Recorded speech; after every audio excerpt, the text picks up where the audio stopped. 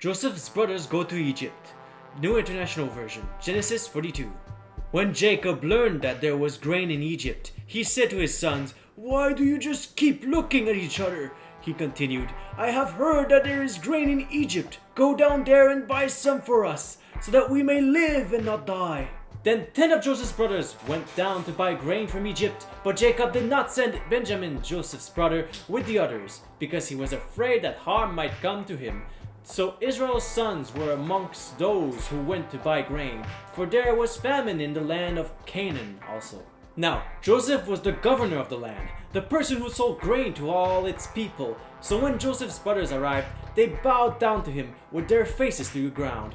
As soon as Joseph saw his brothers, he recognized them, but he pretended to be a stranger and spoke harshly to them. "Where do you come from?" he asked. "From the land of Canaan," they replied, "to buy food." Although Joseph recognized his brothers, they did not recognize him. Then he remembered his dreams about them and said to them, "You are spies! You have come to see where our land is unprotected."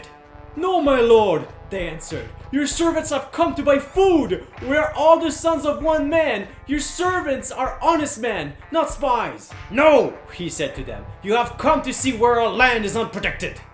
But they replied, "Your servants were 12 brothers, the sons of one man, who lives in the land of Canaan. The youngest is now with our father, and one is no more." Joseph said to them, "It is just as I told you. You are spies, and this is how you will be tested. As surely as Pharaoh lives, you will not leave this place unless your youngest brother comes here. Send one of your numbers to get your brother. The rest of you will be kept in prison, so that your words may be tested to see if you are telling the truth. If you are not, then as surely as Pharaoh lives, you are spies."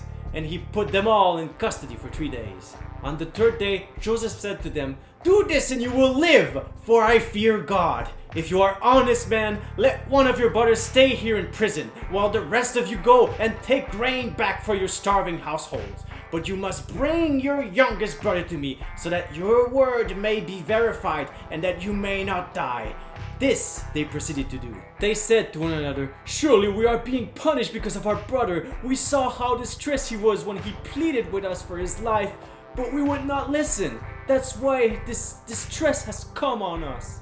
Reuben replied, "Didn't I tell you not to sin against the boy? But you won't listen. Now we must give an accounting for his blood." They did not realize that Joseph could understand them, since he was using an interpreter.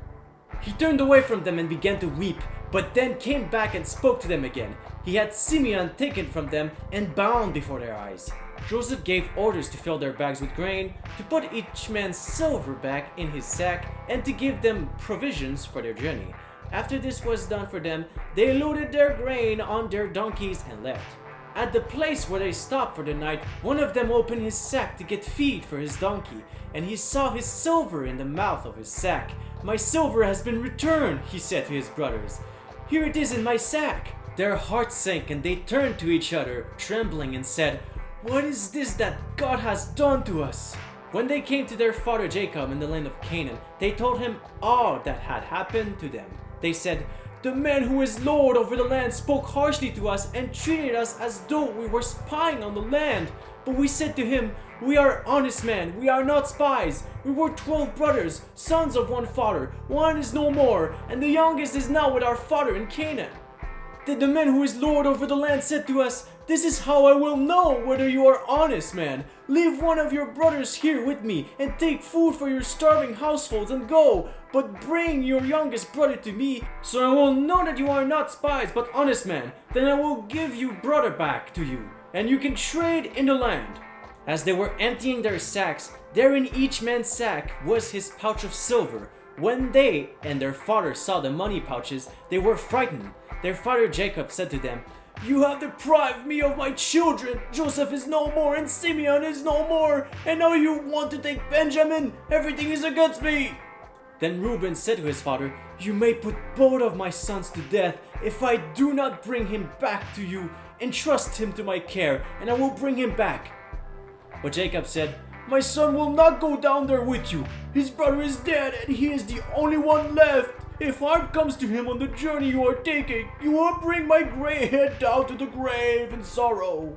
So this is essentially the chapter of Joseph's revenge against his brothers. It was a punishment because of their sins, and they definitely got their correction and learned from it, as they never sinned again afterwards.